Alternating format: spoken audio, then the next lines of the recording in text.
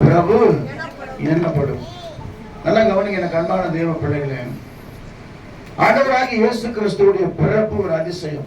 உலகத்தில் எத்தனையோ மகான்கள் தோன்றினார்கள், கடவுளின் அவதாரம் தோன்றினார்கள். ஆனா இயேசு கிறிஸ்து பிறப்பதற்கு முன்பே பேரிடப்பட்டவர் இயேசு கிறிஸ்து ஒருத்தர் தான். சொல்லுவோமா? ஏன்னா மத்திய சுவிசேஷத்துல 1ஆம் அதிகாரத்துல வாசிக்கும் போது அவர் ஒரு குமாரனை பெறுவார், அவருக்கு இயேசு என்று பெயரிடுவாயாக, ஏனெனில் தமது ஜனங்களின் பாவங்களை நீக்கி அவர் ரட்சிப்பார் என்றார். சொல்லுவோமா? இன்னொரு பேர் இருக்குது அவருக்கு. என்ன பேரு? இம்மானுவேல். இம்மானுவேல் என்றால் தேவன்.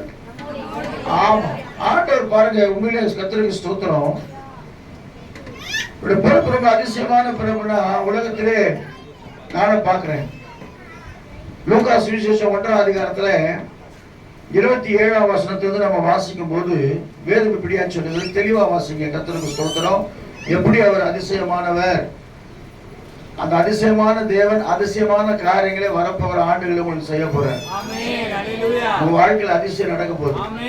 உன்னை அதிசயங்களை காண பண்ணுவேன். உங்களோட வேலை துக்கத்தோடு இந்த வருஷம் நம்ம கடந்து போயிருப்போம். பல துக்கங்கள், பலரை இழந்திருக்கலாம், பல வேதனை நமக்குள்ள காணப்பட்டிருக்கலாம், பல பிரச்சனை நமக்குள்ள காணப்பட்டிருக்கலாம், பல போராட்டங்கள் காணப்பட்டிருக்கலாம். நான் விசுவாசிக்கிறேன், ஆண்டவர் சொன்ன காரியம் சொல்லிடுறேன். எல்லாரையும் கர்த்தர் செய்ய போறாரு, விடுவிக்க போறாரு. விடுவித்து அதிசயங்களை காணப்படும்படியாய் கர்த்தர் செய்ய போறாரு. இல்லையா? சொல்லுவோமா? உங்க முகத்தை பார்க்கும் போது சிரிச்சுக்கிட்டே இருக்கணும். கிறிஸ்துமஸ் வந்து சில பேர் அப்படியே கேட்கத்தோட சாப்பிடுங்க. நல்லா உற்சாகமா கர்த்தருக்கு தேவ சமுத்திர அதிசயங்களை காணப்படுவேன் நம்ம சொல்லும்போதே சொல்லணும். இப்பவே அதிசயம் வாழ்க்கை நடந்துச்சு அப்படின்னு விசுவாசிக்கணும்.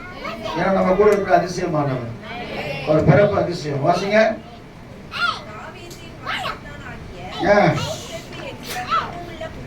புருஷனுக்கு நியமிக்கப்பட்டிருந்த அனுப்பப்பட்டான். 1:27 தானமா? வாசிமா. தேவதூதன் பிரவேசித்து, கிருபை பெற்றவரே நீ வாழ்க, கர்த்தர் உன்னோடு இருக்கிறார், ஸ்திரீகளுக்குள்ளே நீ ஆசீர்வதிக்கப்பட்டவள்.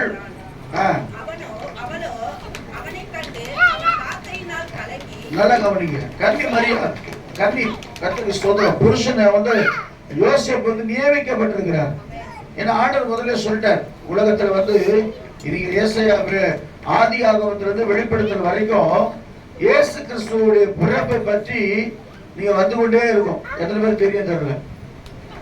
ஆதி ஆகமத்திலிருந்து வெளிப்படுத்தல் போற வரைக்கும், ஆதி ஆகமத்திலிருந்து மல்கியா வரைக்கும் வித்தியாசமா வரும் வார்த்தைகள். கர்த்தர் வரப்போறார், கர்த்தர் வரப்போறார், கர்த்தர் வரப்போறார், கர்த்தர் வரப்போறார். யாக்கோபு தன்னுடைய எல்லா பிள்ளைகளையும் ஆசீர்வதிக்கும் போது ஆதி ஆகமத்துல சொல்லுவார், 49ஆம் அதிகாரத்துல யூதாவை குறித்து சொல்லுவார் ஒரு காரியம். 12 பிள்ளைகளை அவர் சொல்லிவிட்டு வரும்போது யூதாவை குறித்து ஒரு காரியம் சொல்லுவார். யூதாவே, சகோதரரால் புகழப்படுகிறவன் நீயே, உன் கரம் உன் சத்துருக்கள் பிடரின் மேல் இருக்கும், உன் தகப்பனுடைய புத்திரர் உன் முன் பணிவார்கள். யூதா பாலசிங்கம் போனாய், சிங்கம் போலும் படுத்தான். யார்? நல்ல கவனிங்க. என்ன போட்டிருக்கு? சமாதான கர்த்தர் வருகிற வரைக்கும் யூதாவை விட்டு செங்கோல் நீங்குவதில்லை. அதான் இன்னைக்கு யூதர்கள் வந்து எல்லாவற்றிலும் முன்னால கேள்விப்பட்டீங்களா? உலகத்துல கண்டுபிடிக்கப்பட்ட அநேக கண்டுபிடிப்புகள் யூதர்கள் தான் அநேகமா கண்டுபிடிச்சிருக்காங்க. எல்லாவற்றும் நீங்க ஆராய்ச்சி பண்ண விஞ்ஞானிகள், முக்காவாசி விஞ்ஞானிங்க இன்னைக்கு இஸ்ரேல் விஞ்ஞானிங்க தான் எல்லா நாட்டிலும் பரவி இருக்கிறாங்க. ஏன்னா ஆண்டவர் வந்து அந்த கோத்திரத்தை விசேஷித்த ஒரு கோத்திரமா தெரிந்து கொண்டார். தெரிந்து கொண்ட பிறகு சொல்றாரு ஆண்டவர் திரும்பவும் மீகா புஸ்தகத்துல 7ஆம் அதிகாரம் 4ஆம் அதிகாரம் 4ஆம் அதிகாரமா 5ஆம் வசனம் நினைக்கிறேன் வாசிக்கும் போது வேதம் சொல்லுகிறது. மீகா புஸ்தகத்துல 5ஆம் அதிகாரம் 2-3 வாசிங்க. மீகா தரிசன புஸ்தகம். எப்ராத்தா என்னப்பட்ட பெத்லகேமே, யூதாவில் உள்ள ஆயிரங்களுக்குள்ளே நீ சிறியதா இருந்தாலும் ஆமென் உள்ளத்தில் புறப்பட்ட இடத்துல வருவார். புறப்படுதல் அனாதி நாட்களாய் பூர்வத்தினுடையது. அல்லேலூயா சொல்லுவோமா? அப்ப ஒவ்வொரு தீர்க்கதரிசிகளும் இயேசு கிறிஸ்துவுடைய பிறப்பை அறிவித்து கொண்டே வராங்க. அப்படி அறிவித்து கொண்டே வரும்போது கரெக்டா புதிய ஏற்பாட்டுல இந்த டைம்ல தான் அந்த சம்பவம் ஏற்படுது. அப்போ தேவதூதன் சொல்றாரு, மரியாளே நீ பயப்படாதுன்னு சொல்லிட்டு வாசிங்க. 1:27 வாசிங்கம்மா, வாசிங்க. தேவதூதன் வீட்டுக்குள்ளே பிரவேசித்து கிருபை பெற்றவரே நீ வாழ்க என்று சொன்னபோது மரியாதை இந்த வாழ்த்து எப்படிப்பட்டதோ என்று சொல்லி கலங்கினாங்க.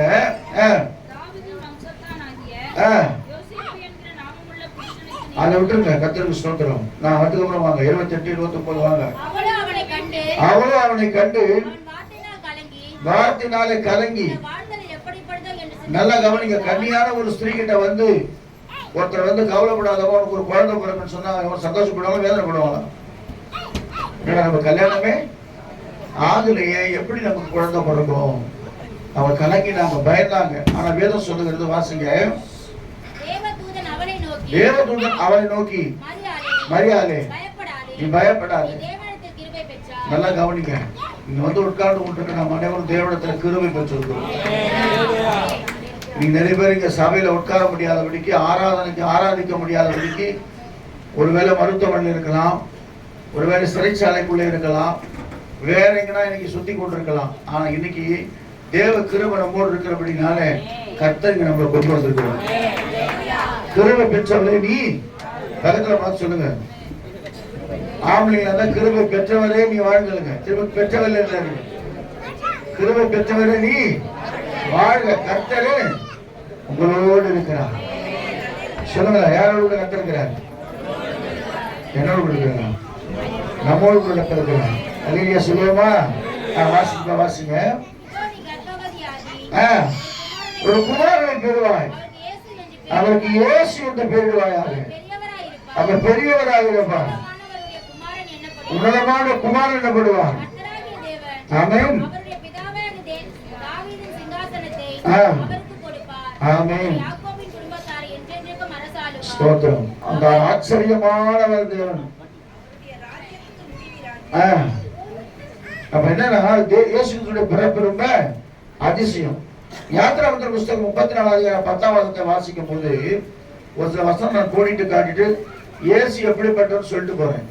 இன்னைக்கு வாழ்க்கையில அவர் அதிசயமானவர்னா நான் ஒன்றுனா எடுக்கல. அதிசயமானவர், ஆலோசனை கர்த்தர், வல்லமையுள்ள தேவன், நித்திய பிதா, சமாதான பிரபு, இட்ட டைம் ஆயிடும். அதனால இயேசு எப்படிப்பட்டவர்? முதல்ல வந்து அவர் யாருன்னா அவர் அதிசயமானவர். இல்ல யாத்திராமத்தின் புஸ்தகத்துல 34:10 சொல்லுகிறது, அதற்கு அவர் ஜாதிகளிடத்திலே செய்யப்படாத அதிசயங்களை முன்பாகவும் செய்வேன், உன்னோடு கூட இருந்து காண்பார்கள். உன்னோடு கூட இருந்து நான் செய்யும் காரியம் பயங்கரமா இருக்கும். நியாயாதிபதி புஸ்தகத்துல 13:18 வாசிக்கும் போது, நியாயாதிபதிகள் 13:18 வாசிக்கும் போது மனோவாவுடைய அப்பா கிட்ட ஆண்டவர் சொல்றாரு, நான் யாருன்னு. அதற்கு கர்த்தருடைய தூதனானவர், என் நாமம் என்னவென்று நீ கேட்க வேண்டியது என்ன? அது அதிசயம் என்றார். அல்லேலூயா சொல்லுவோமா? ஏசப்பாக்கு நிறைய பேர் இருக்குது இல்ல? எவ்வளவு பேருக்கு சொல்லுவாங்க? 1000 நாமங்கள் இருக்குது. அந்த பாடல யெகோவா தேவனுக்கு அடிக்கடி பாடுவோம். யெகோவா ஷாலோ, யெகோவா ஷம்மா, யெகோவா ரூபா, யெகோவா ராபா.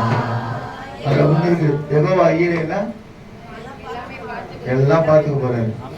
கவலையே படாதீங்க. 2026 வருஷம் உங்க பிள்ளைகளுடைய காரியம், திருமண காரியம், வேலை காரியம் எல்லாவற்றை பார்த்துக் கொள்ளுவார். எத்தனை பேர் விசுவாசிக்கிறீங்க? நீங்க பார்த்துக்க வேண்டிய அவசியம் இல்லை, கர்த்தர் பார்த்துக் கொள்ளுவார். இரண்டாவது மிகவும் நிசினா ஜெயம், ஜெயிக்கிறவர். எங்கெல்லாம் தோத்தீங்களோ அங்கெல்லாம் ஜெயிக்க போறீங்க. எதெல்லாம் தோத்து போய் விட்டீங்களோ அதெல்லாம் ஜெயிக்க முடியாது, கர்த்தர் செய்ய போறாரு. அல்லேலூயா சொல்லுவோமா? ரெண்டு நாமத்துக்கு இவ்வளவு பவர்னா எல்லாத்தையும் சொல்லியே பண்ண ரொம்ப கஷ்டமாயிடும். அப்ப ஆண்டவர் சொல்றாரு, என் நாமம் அதிசயம். அதிசயம் சொன்னா நான் அவருடைய பிறப்பு ரொம்ப அதிசயமான பிறப்பு. இந்த உலகத்துல யாருமே பிறக்க முடியாத பிறப்பு. இயேசு கிறிஸ்துக்கு என்ன வயசு ஆகுது தெரியுமா? 2000 ஆதியும் அந்தமும் ஆனவர், அல்பாவும் ஒமேகாவும். அவர் வயசு சொல்லவே முடியாது. அல்லேலூயா சொல்லுவோமா? ஏன்னா கர்த்தருடைய தூதனானவர் வருது பார்த்தீங்களா? அதுல இவனுக்கு முன்னாடி யாரு? கிதியோனுடைய யார் மாதிரி? மனாசேக்கு முன்பாக அவர் சொல்றார், என் நாமம் அதிசயம். சங்கீதம் 105:2 வாசிக்கும் போது வேதம் எப்படியா சொல்றது? ஒரு சில வசனங்கள் நான் கடந்து போறேன். சங்கீதம் 105:2 வாசிக்கும் போது, சீக்கிரம் வாசிங்க. உம்மை பாடி அவரை பாடி அவரை கீர்த்தனம் பண்ணுங்கள், அவருடைய அதிசயங்களை எல்லாம் தியானித்து பேசுங்கள். ஆண்டவர் நாமத்தை எப்ப வந்தாலும் சரி குறைய சொல்ல கூடாது. அவர் என்னென்ன காரணம், நம்ம வாழ்க்கையில் எவ்வளவோ காரியங்களை கத்த செய்திருக்கிறார். இழப்பு வரும், போராட்டம் வரும், பிரச்சனை வரும், வாழ்க்கையில் அதெல்லாம் வரலன்னா நம்ம முடிவே கிடையாது. அப்படித்தானே? என்ன சொல்றீங்க? எல்லாமே வரணும், வந்தாதான் வாழ்க்கை. ஆனா அதன் மத்தியில ஒரு தேவன் இருக்கிறார் என்று சொல்லி நம்ம அவர் நாமத்தை புகழும் போது அவர் இன்னும் சந்தோஷப்படுவார். வேற என்ன அவருக்கு தேவை? தங்கத்தை கேட்கிறாரா, பொண்ணை கேட்கிறா, எதுவுமே கேட்கிறார். நம்முடைய இருதயத்தை கேட்கிற ஆண்டவர். ஆனாதான் கோயில இருதய ஆண்டவர் வச்சுக்கிறாங்க. ஒரு இருதயம் எழுதிடும். அல்லேலூயா சொல்லுவோமா? நம்முடைய இருதய ஆண்டவர் நம்முடைய இருதயத்தை கேட்கிற ஆண்டவர். கோல்டு கொடுக்கவானா? இப்ப விற்கிறவங்களுக்கு யாரும் கோல்டு கொடுக்க முடியாது. அதனால கர்த்தருக்கு ஸ்தோத்திரம். இருதயத்தை அவர்கிட்ட கொடுத்துட்டேன்னா உன் வாழ்க்கையில அதிசயங்கள் நடக்கபடி செய்வார். இன்னொரு இதுல தாவீது சொல்றான், சங்கீதம் 77 வாசிக்கும் போது 14 வாசிங்க. 136 ஒருத்தர் வாசிங்க. அதிசயங்களை செய்கிற தேவன் நீரே. ஆமென். அதிசயங்களை செய்கிற தேவன் அவர் ஒருத்தர் தான். உன் வாழ்க்கையில அதிசயம் நடக்கணும்னா அது இயேசு கிறிஸ்துவால் தான் முடியும். அல்லேலூயா சொல்லுவோமா? எத்தனையோ பேர் சாட்சி நான் கேட்டிருக்கேன். என்னுடைய வாழ்க்கையில உண்மையா சொல்றேன், கர்த்தருக்கு ஸ்தோத்திரம். கண்பான கர்த்தருடைய பிள்ளைகள், நீங்க வேற சிந்தையோட உட்கார்ந்து கொண்டிருக்கீங்கன்னா இன்னைக்கு திட்ட தெளிவா தீர்க்க தரிசனமா சொல்லுகிறேன். இயேசு ஒருவரே உன் வாழ்க்கையில அற்புதங்களை செய்கிறவர். இயேசு ஒருவரே உன் வாழ்க்கையில அதிசயங்களை செய்கிறவர். ஏன்னா அவர் இன்றைக்கு உயிரோடு கூட இருக்கிறார். அதான் பிறந்தநாள் கொண்டாடுறோம். செத்து போன பிறந்தநாள் கொண்டாடுமா? பிறந்தநாள் தான் கொண்டாட முடியும். ஆனா இன்னைக்கு உயிரோடு கூட இருக்கிறவர், உலகத்தால் நம்பப்பட்ட, உலகத்தை ரெண்டா பிரிச்சவர், கிமு கிறிஸ்துவுக்கு முன் மரித்து அடக்கப்பட்டப்பட்டு 3ஆம் நாள் உயிர்த்தெழுந்து இன்றைக்கு எல்லாரும் ஒப்புக்கொள்ளப்படும்படியான அற்புதங்களை அதிசயங்களை இன்றைக்கு கட்ட செய்து கொண்டிருக்கிறார். வருகிற 30ஆம் தேதி செய்ய போறார். 30ஆம் தேதி அநேகர் கட்ட செய்ய போறார் அற்புதங்கள். உபவாசத்தோடு தேவ சமூகத்தில் உட்காரும் போது கர்த்தர் பெரிய காரியங்களை செய்ய போறார். 2வது வசனம் சொல்லி யோபே சொல்றார் 5ஆம் அதிகாரத்துல 9ஆம் வசனம் வாசிங்க. யோபு 5:9 வாசிக்கும் போது ஒரு சில வசனமா நான் சொல்லிட்டு நான் போறேன், கடந்து போறேன். ஆராய்ந்து முடியாத பெரிய காரியங்களும் எண்ணி முடியாத அதிசயங்களையும் அவர் செய்கிறார். அப்போ ஏசாயா 9:6 படி அவர் நாமம் அதிசயமானவர், அவர் பிறப்பு அதிசயம், அவர் வளர்ப்பு அதிசயம். 33 வருஷம் அவர் வாழ்ந்தார். அதுல இடையில கர்த்தருக்கு ஸ்தோத்திரம், அந்த 3 வருஷத்துக்கு ஊழியத்துக்கு வரத்துக்கு முன்னாடி அவர் யாருன்னு நிறைய பேர் தெரியாது. ஞானஸ்தானம் பெற்று அவர் கரையேறி பரிசுத்தாவோட அபிஷேகம் பண்ணப்பட்டு ஊழியத்தை வல்லமையா செஞ்சாரு. செய்த காரியத்தை முடிச்சுட்டு திரும்பிட்டாரு. இல்லையா சொல்லுவோமா? அதனால கர்த்தருக்கு ஸ்தோத்திரம், ஒரு அதிசயமானவர். 2வது ஒரு காரியம் வேதம் சொல்லுகிறது, அவர் ஆச்சரியமானவரும். ஆச்சரியம் என்னது? அதிசயமானவன்னு தெரியும், அதிசயமான காரியம். ஆச்சரியம் என்னது? வியந்து பார்க்கக்கூடிய ஒரு காரியம். ஏன்னா வேதம் சொல்லுகிறது, கர்த்தருக்கு ஸ்தோத்திரம், லூக்கா சுவிசேஷம் 2ஆம் அதிகாரம் 10ஆம் வசனத்துல வாசிக்கும் போது 8, 9 வாசிங்க. 8ஆம் வசனத்துல வாசிங்க. லூக்கா 2, 8, 9, 10 வாசிக்கும் போது, மேய்ப்பர்கள் வயலில் தங்கி ராத்திரியிலே தங்கள் மந்தையை நல்லா கவனிங்க கண்பான தேவ பிள்ளைங்க. ஆண்டவர் எங்க போனாரு? இப்போ பெரிய ஆட்கள் வராங்கன்னு வச்சுங்களேன், ஃபாரின்ல இருந்து வராங்க, வேற எங்க போவாங்க? பிரதமரை சந்திப்பாங்க. அவங்க இடம் எப்படிப்பட்டதா இருக்கும்?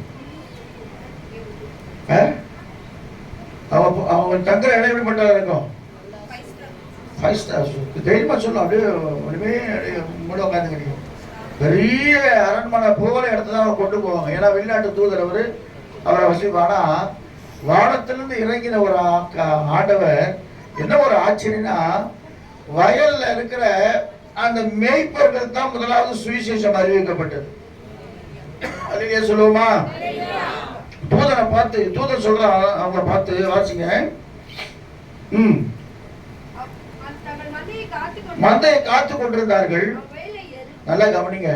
உங்க ஆத்துமாவை காத்துக் கொள்ளும் பொழுது, உங்க வாழ்க்கையில பரிசுத்தத்தை காத்துக் கொள்ளும் பொழுது, உங்க வாழ்க்கையில ஜெபத்தை காத்துக் கொள்ளும் பொழுது, உங்க வாழ்க்கையில வேத வாசிப்பை காத்துக் கொள்ளும் பொழுது இந்த அற்புதம் நடக்கும். அல்லேலூயா சொல்லுவோமா?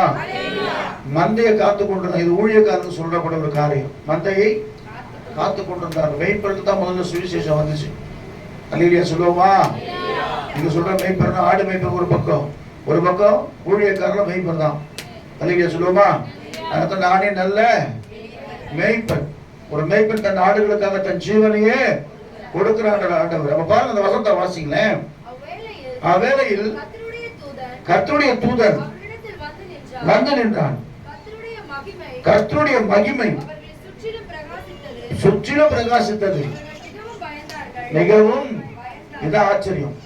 திடீர்னு கர்த்தருடைய யாரோ ஒருத்தர் வானத்திலிருந்து இறங்கி வராரு, பயங்கர மகிமையா இருக்குது அப்படின்னு சொல்லி ஒரு ஆச்சரியமா பாக்குறாங்க அவங்கள. நல்லா கவனிங்க. மெய்ப்பர்கள் யாருக்கும் அவ்வளவு படிப்பறிவு இருக்காது, பெரிய சாஸ்திரிகள் அல்ல, அவங்க சாதாரணமான ஆட்கள் தான். ஆனா வேதம் சொல்லுகிறது ஆச்சரியமா பாக்குறாங்க. ஒரு மகிமை இறங்கி வருது. எத்தனை பேர் தேவதூதர்ல பார்த்திருக்கீங்க? தேவதூதர் எப்படி தெரியுமா? 24 வருஷம் ஏசாயா புஸ்தகம் சொல்லப்பட்டது தேவதூதரை குறித்து. 6ஆம் அதிகாரத்துல, ஏசாயா 6ஆம் அதிகாரத்துல 1, 2, 3, 4 வாசிக்கும் போது தேவதூதர் எப்படி இருப்பாங்க தெரியுமா? அல்லேலூயா. ரக்கியோட இருப்பாங்க ஒரு பக்கம். ஆனா அதே டைம்ல சாதாரணமா உங்க வீட்டுக்கு வருவாங்க. எவ்வளவு பேர் கேள்விப்பட்டிருக்கீங்க? சாதாரணமா வருவாங்க. அவங்க பல ரூபங்கள் மாறக்கூடிய ஒரு சக்தி இருக்குது. அதனால அன்றையும் தான தர்மம் செய்ய மறவாதீர்கள். இது பைபிள்ல வாசிங்க. ஏசாயா புஸ்தகம் 6ஆம் அதிகாரம் வாசிங்க. உசியா ராஜா மரணம் அடைந்த போது ஆண்டவர் உயரமும் உன்னதமான கண்டேன் நிறைந்திருந்தது. நின்றார்கள். எத்தனை சட்டை? அவ்வாறுனா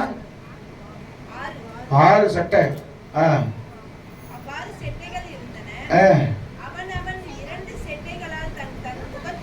மூடி கால்களை மூடி பறந்து ஒருவர் நோக்கி ஆமென் போதும். இந்த வேலை தான் அவன் செஞ்சுக்கிறாங்க தேவதூதர். சேனைகளின் கர்த்தர் பரிசுத்தர் பரிசுத்தர் பரிசுத்தர் பரிசுத்தர் சொல்லிக் கொண்டே இருக்கிறாங்க. அதனால நாமளும் என்ன செய்யணும்? ஸ்தோத்திர பலியிட்டு தேவனாகிய கர்த்தரை தொழுது கொள்ளும் போதெல்லாம் தேவன் நம்மோடு இருக்கிறவராக இருக்கிறார். 2 சட்டையினால கண்களை மூடி போடுறாங்க. ஏன்னா அந்த மகிமை அவங்களால இந்த லைட்டே என்னால பார்க்கணும் அடிக்கடி கண்ண முடியல. இந்த லைட்டே நம்மளால பார்க்க முடியல. அப்ப தேவனுடைய மகிமை எப்படி இருக்கு பாருங்க. தேவனுடைய மகிமையை பார்க்க முடியாம 2 சட்டையில கண்ணில் செய்யறாங்க, மூடிக்கிறாங்க. 2 சட்டை நிர்வாணத்தை மூடிக்கிறாங்க. 2 சட்டையினாலே பறந்து சேனைகளின் கர்த்தர் பரிசுத்தர் பரிசுத்தர் என்று ஆராதித்துக் கொண்டிருக்கிற தேவ தூதர் அதே மகிமையோடு இறங்கி வராங்க. இறங்கி வந்து சொல்லும் போது உங்களுக்கு ஒரு ஆச்சரியமா இருந்துச்சு. இன்னொரு ஆச்சரியம் என்னன்னு சொன்னா, கர்த்தருக்கு ஸ்தோத்திரம், தேவனுக்கு மகிமை உண்டாகட்டும். வாசிங்க தொடர்ந்து. அது முடிஞ்சிச்சுமா? லூக்காக்கு வந்துருங்க, 2ஆம் அதிகாரம் 10ஆம் வசனத்துக்கு வந்துருங்க. பயப்படாதிருங்கள், இதோ எல்லா ஜனத்திற்கும் உண்டாக்கும் அறிவிக்கிறேன். பிறந்திருக்கிறார்.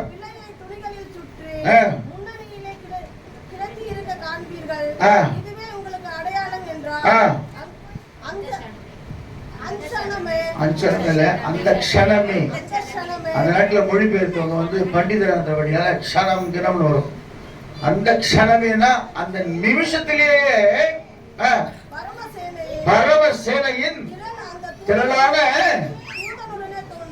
தோன்றி உலகத்தில் இருக்கிற தேவனுக்கு மகிமையும் பூமியிலே சமாதானமும் மனுஷன் மேல் பிரியமும் உண்டாவதாக.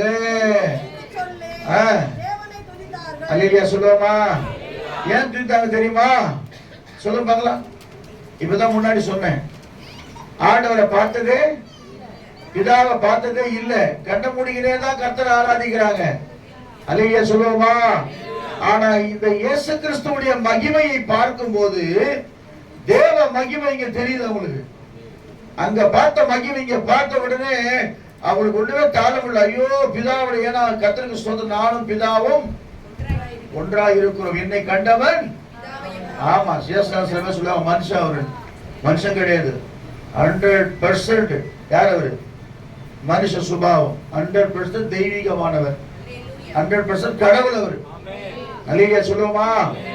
ஆமா, நீங்க குர்ஆன்ல எடுத்து பார்த்தா கூட அவருக்கு மாத்திரம்தான் மரித்தோரை எழுப்பக்கூடிய அதிகாரம் கொடுக்கப்பட்டிருக்கு. குர்ஆன் எடுத்து படிச்சு பாத்தீங்கன்னா அவருக்கு மட்டும்தான் அதிகாரம். எத்தனையோ தூதர்கள் அவங்களாம் இயேசு கிறிஸ்துவ தூதர்கள் இருந்தாலும் கூட இயேசு கிறிஸ்துவுக்கு மாத்திரமே உயிரோடு எழுப்பக்கூடிய அதிகாரத்தை கர்த்தர் கொடுத்தாரு. அவ யாருன்னா, பிலிப்பு கேட்கிறான், ஆண்டவரே நாங்க பிதாவை பார்க்கவில்லையேன்னு சொல்றாரு. அப்ப சொல்றாரு பிலிப்பு கிட்ட, என்னை கண்டவன் பிதாவை கண்டான். அப்ப யாருன்னா, பிதாவுடைய தற்ஸ்வரூபம் அவர் தான். அல்லேலூயா சொல்லுவோமா? தேவனுக்கு சமமாக இருப்பதை கொள்ளையாடின பொருளாக எண்ணாமல் தம்மைத்தாமே தாழ்த்தி அடிமை ரூபம் எடுத்து மனுஷர் சாயலானா இருக்குது. அல்லேலூயா சொல்லுவோமா? அப்ப மனுஷனா மாறதுனால தூதரெல்லாம் பாக்குறாங்க, ரொம்ப ஆச்சரியப்படுறாங்க. ஐயோ இவ்வளவு அழகா இருக்கிறாரு இவரு, இவ்வளவு அழகா இருக்கிறாரு, பிதாவாகிய தேவனே வந்துட்டாரு இறங்கி அப்படி சொல்லி அப்படியே ஆச்சரியப்பட்டு கர்த்தரை துதித்து பாடினார்கள். அத காலைல பாடுறார் குமார் வந்தார், தேவனுக்கே மகிமை, தெய்வத்திற்கே மகிமை, தேவனுக்கே மகிமை, தெய்வத்திற்கே மகிமை, என்னை தேடி வந்து நீதவரே. ஆமென். என்னை தேடி வந்து நீதவரே, தினமுமக்கே மகிமை. ஐயா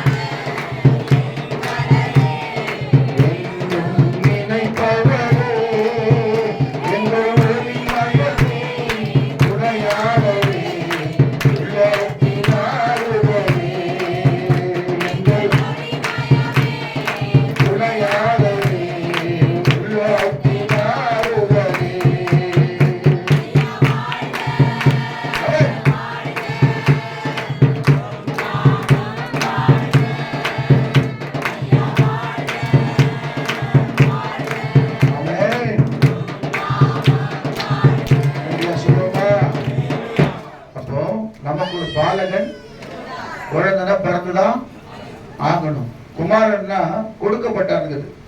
குமாரன் கொடுக்கப்பட்டார்னா யோவான் சுவிசேஷம் 3:16 பலகனாய் பிறந்து குமாரனாய் நமக்கு கொடுக்கப்பட்டவர். வாசிங்க. தேவன் தம்முடைய ஒரே பேரான குமாரனை விசுவாசிக்கிற எவனும், இதான் இயேசுக்கு சொல்றது, யாரெல்லாம் அவரை ஏற்றுக்கொள்கிறார்களோ அவரெல்லாம் அவர் பிள்ளைகள். ஆமென். அல்லேலூயா சொல்லுவோமா? யாரா இருந்தாலும் சரி, வேதவசனம் சொல்லுகிறது, அவன் கெட்டு போகாமல் நித்திய ஜீவனை அடையும்படிக்கு அவனை தந்தொருளி எவ்வளவா உலகத்துல அன்பு கொடுத்தான். அல்லேலூயா சொல்லுவோமா? அப்ப ஆண்டவர் முதல்ல அதிசயமானவர், இரண்டாவது ஆச்சரியமானவர். ஆலோசனை கர்த்தர் போறீங்க, ஆச்சரியமானவர்.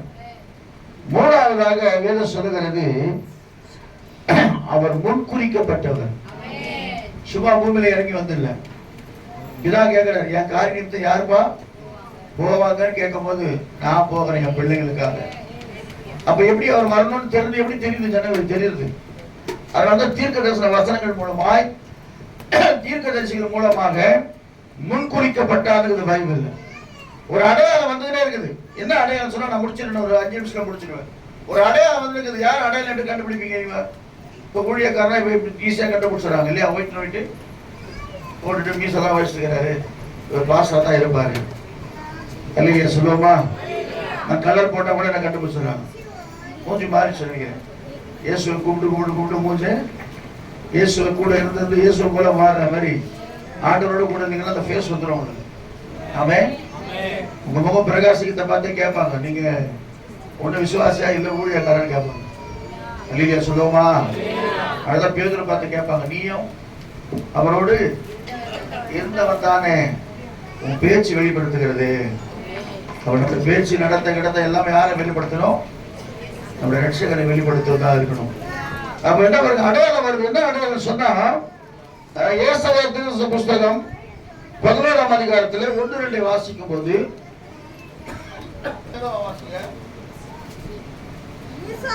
அடிமரத்திலிருந்து ஒரு துளிர் தோன்றி அவர் வேர்களிலிருந்து ஒரு கிளை எழும்பி செழிக்கும். ஞானத்தையும் உணர்வையும் அருளும் ஆவியும் ஆலோசனையையும் பலனையும் அருளும் ஆவியும். போதும், வீட்டை சொல்லி வாசிங்க. ஈசா என்னும் அடிமரத்திலிருந்து ஒரு வேர்களிலிருந்து ஒரு கிளை எழும்புமா. ஈசா என்னும் அடிமரத்திலிருந்து. அப்ப தாவீது சந்ததியில அவர் பிறப்பாருங்கிறது பைபிள்ல. முன்குறிக்கப்பட்டவர், சும்மா வந்து பிறந்ததில்லை இயேசு கிறிஸ்து, முன்குறிக்கப்பட்டவர். இரண்டாவது வசனம் சொல்லுகிறது, ஆதியாகமத்தின் புஸ்தகம் 11ஆம் அதிகாரம் 6ஆம் வசனத்தை வாசிக்கும் போது, 6-7 வாசிக்கும் போது, வாசிட்டீங்கல்ல?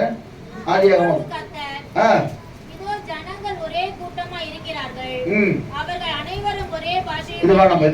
உன்னத பாட்டின புஸ்தகம் 8ஆம் அதிகாரம் 5-6 வாசிங்க.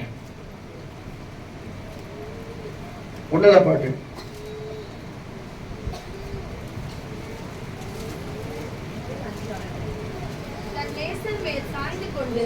தன் நேசர் மேல் சார்ந்து கொண்டு வனாந்திரத்திலிருந்து வருகிற இவன் யார்? கிச்சிலி மரத்தின் கீழ் உன்னை எழுப்பினேன். அங்கே ஒரு தாய் உம்மை பெற்றாள். வேதனைப்பட்டு பெற்றால். போதும், கர்த்தருக்கு ஸ்தோத்திரம். மரியா ரொம்ப வேதனைப்பட்டு ஆண்டவரை என்ன, எங்க மரம், எந்த மரம்? கிச்சிலி. மாட்டு தொழுமுன்னு பைபிள்ல போடவே இல்லை, முன்னாலையும் தான் இருக்கும். நல்லா வாசி பாருங்க. 4 சுவிசேஷம் பாருங்க. நம்ம தான் மாட்டு தோத்துல பிறந்தா, மாட்டு கொட்டால பிறந்தா இருக்கோம். ஒரு கொட்டா ஒன்று போட்டு வச்சு ஒரு சிலையை வச்சுக்கின்னு கூப்பிட்டு கிடக்கிறோம். மாட்டு கொட்டால பிறகுல தொழுவம் போடப்பட்டிருக்கு. முன்னணி எல்லாம் தங்க வைக்கிற ஒரு இடம் பார்த்தாங்க. கிச்சிலி மரம் என்ன மரம்? எபிரேய பாஷையில் நினைக்கிறேன் ஆப்பிள் மரம் நினைக்கிறேன். அந்த மரத்தின் கீழே வேதனைப்பட்டு அவர் என்ன செஞ்சாங்களா? பெற்றாங்க. அது ஒரு வசனம். 2வது நீதிமொழிகள் புஸ்தகத்துல ஆண்டவர் குறித்து சொல்லும்போது இப்படியா சொல்லப்பட்டிருக்கு. 8ஆம் அதிகாரம் 22ஆம் வசனத்தில் இப்படியா சொல்லப்பட்டிருக்கிறது. நீதிமொழி புஸ்தகம் 8ஆம் அதிகாரம் 22ஆம் அதிகாரம் கர்த்தர் தமது கிரியைகளுக்கு முன் பூர்வ முதல் என்னை தமது வழியாய் கொண்டிருந்தார்.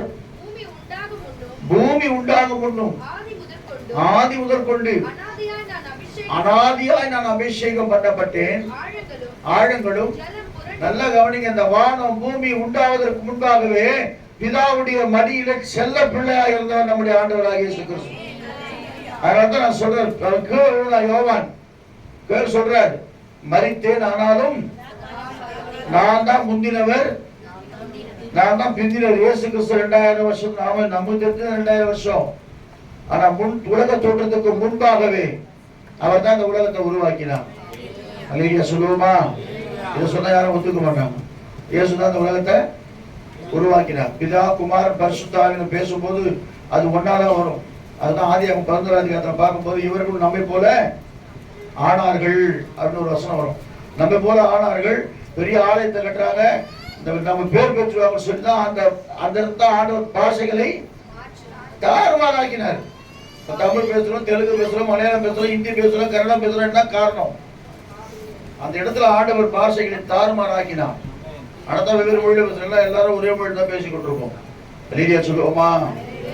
முதலாவது அவர் அதிசயமான தேவன், இரண்டாவது ஆச்சரியமானவர், மூன்றாவதாக ஒரு முன்குறிக்கப்பட்ட தேவன், நாலாவதாக ஒரு அடையாளம் அவருக்கு காணப்பட்டது. எப்படி அடையாளம் கண்டுபிடிப்பீங்க நீங்க? அவர் வேதம் சொல்லுகிறது 2ஆம் அதிகாரம், லூக்கா சுவிசேஷம் 2ஆம் அதிகாரத்துல 12ஆம் வசனத்தை வாசிக்கும் போது வேகமா வாசிங்க. பிள்ளையை துணிகளை சுற்றி முன்னணி கிடத்திருக்க காண்பீர்கள், இதுவே உங்களுக்கு அடையாளம். இது அடையாளம். என்ன அடையாளம்? நேர போக ஒரு பிள்ளையை சுற்றி திருமாசி வசனத்தை துணிகளை சுற்றி, ஆமா, கந்த துணியில அவர் சுத்தினால் தான் அவர் பேர் கந்தசாமி. அல்லேலூயா. கந்த துணியில அவர் போட்டு சுத்தி வச்சு வேற துணியே கிடைக்கல. சத்திரத்துல இடமே ஒவ்வொரு இடமா போறாங்க. ஐயா கொஞ்சம் என் மனைவியை தங்க வைங்க, பாவம் யோசிப்பு ரொம்ப நல்ல மனுஷன், என் மனைவிய தங்க வைங்கய்யா, கொஞ்சம் இடம் கொடுங்கய்யா, குழந்தை இடமே கிடையாது. ஒரு முன்னணியில அப்படியே தங்க வைக்கிறாங்க, குழந்தை பிறகுது, அப்படியே துணியில சுத்தி அப்படியே வைக்கிறாங்க. கர்த்தருக்கு ஸ்தோத்திரம். அல்லேலூயா சொல்லுவோமா? அதுதான் அடையாளம் சொல்லி யார்கிட்ட சொல்றாரு? மெய்ப்பருங்க கிட்ட சொல்றாங்க தூதர். உடனே போறாங்க. இரண்டாவது ஒரு வசனம் சொல்லுகிறது, அந்த நட்சத்திரம் உருவாச்சாம். நீங்க வேணா பாருங்க, அது திடீர்னு ஒரு வால் நட்சத்திரம் கீழே போய் விழுந்துச்சுன்னா சொல்லுவாங்க நம்ம ஆட்கள், யாராவது ஒரு பெரிய தலை போகும்போது. ஆனா இது அப்படி இல்லை. ஒரு நட்சத்திரம் எழும்பி அங்க நிக்குதான். கிழக்கிலிருந்து சாஸ்திரிகள் வராங்க, அந்த நட்சத்திரம் பார்க்கிறாங்க. இந்த உலகத்தை ஆள போகிற ராஜா ஒருவர் பிறந்திருக்கிறார். நம்முடைய ஆண்டவராக இயேசு கிறிஸ்து ராஜாதி ராஜா, கர்த்தாதி கர்த்தா. ராஜாக்களுக்கு ராஜாவானவர், கர்த்தாக்களுக்கு, உலகத்தில் 1000 கர்த்தாக்கள் இருந்தாலும் இயேசு கிறிஸ்து ஒருவரே நமக்கு கர்த்தராக இருக்கிறார். அதை சொல்லுவோமா? அதனால்தான் வேதம் சொல்ல, ராஜாக்களை தள்ளி ராஜாக்களை ஏற்படுத்துகிற தேவன். அவர் நினைச்சாக்க ராஜாக்களை மாத்திருவார். ஏன் விட்டு வைக்கிறார்? வரப்போறார் சீக்கிரம். நமக்கு துன்பத்தை கொடுத்தா ஜெபம் பண்ணுவோம், சந்தோஷமா தான் பண்ணுவோம். இப்ப யாரும் ஒரு 10 பேர் வந்து கர்த்தரெல்லாம் ஆராதிக்க கூடாது, எல்லாம் போட்டு எழுது அப்படி சொல்லிட்டு என்ன பண்ணுவோம்?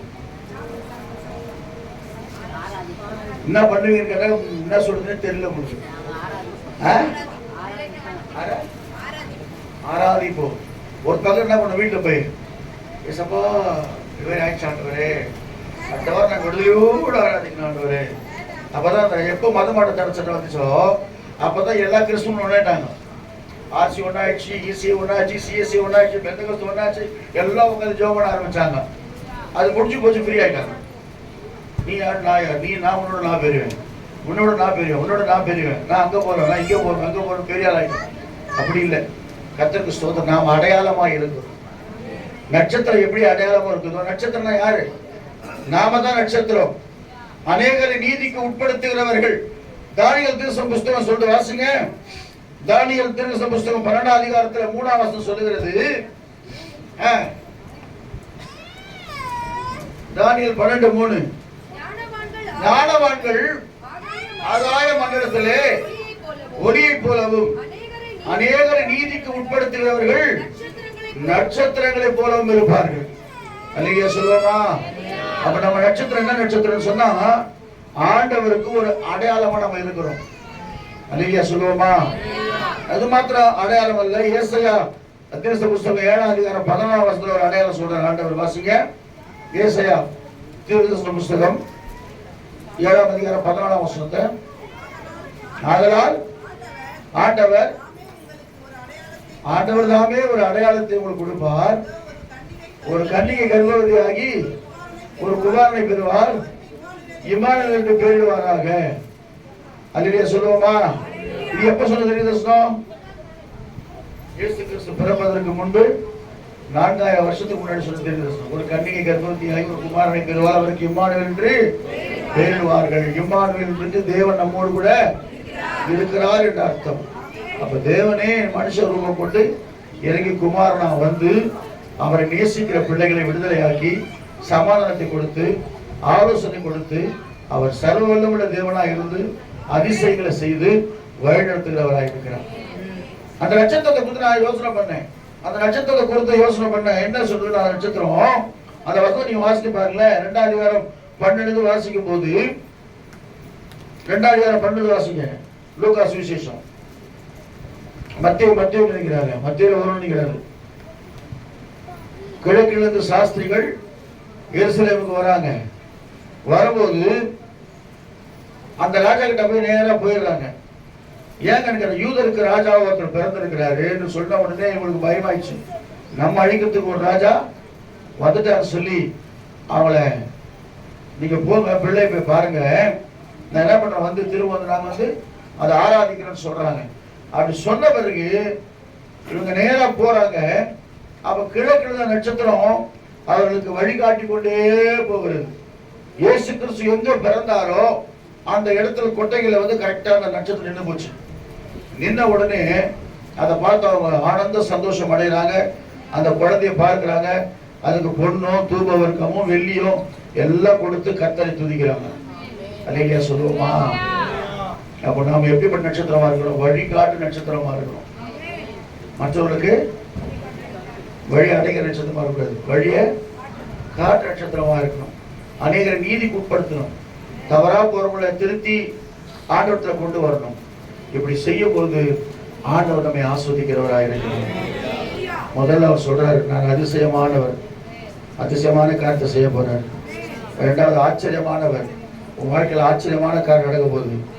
மூணாவது உன்னை முன்கூச்சிட்டார் ஆண்டவர். நீ சும்மா வந்து இங்க உட்காரல, நீ வந்து இந்த ஆண்டவர் நினைச்சு கூட பார்த்திருக்க மாட்டேன். ஆனா உனக்கு சில வியாதிகளோ பலவீனமோ போராட்டமோ பிரச்சனையோ கொடுத்து உன்னை முன்குறித்து இங்க கொண்டு வந்து கத்த வச்சுக்கிறார். நாலாவதாக ஒரு அடையாளமா நாம இருக்கிறோம். கிறிஸ்துவுக்கு அடையாளமா நாம இருக்கிறோம். இந்த கிறிஸ்துமஸ் நாளிலே ஆண்டவரை இன்னும் அதிகமா நம்ம துதிப்போம். இது ஒரு நிழலாட்டம் தான். பண்டிகைன்னு சொல்லி நம்ம கொண்டாடுறதுக்கு ஒரு பக்கம் இருந்தாலும் ஒரு நிழலாட்டம். இன்றைக்கு இயேசு கிறிஸ்து பிறந்திருக்கிறார் என்ற ஒரு சந்தோஷம் உலகம் முழுவதும் கொண்டாடுறாங்க, நாம கொண்டாடுறோம். அல்லேலூயா சொல்லுவோமா? அதுல கண்களை மூடி பண்ணலாம். ஜோமன் ஒரு பாட்டை பாடணும். நம்ம கார்த்திகா ஒரு பாட்டு வந்து பாடும்போது கர்த்தரை கண்டு காணிக்க சொல்லிட்டு 2 பேர் சேர்ந்து பாடிக்கலாமா? அவரே பாடுவாரா?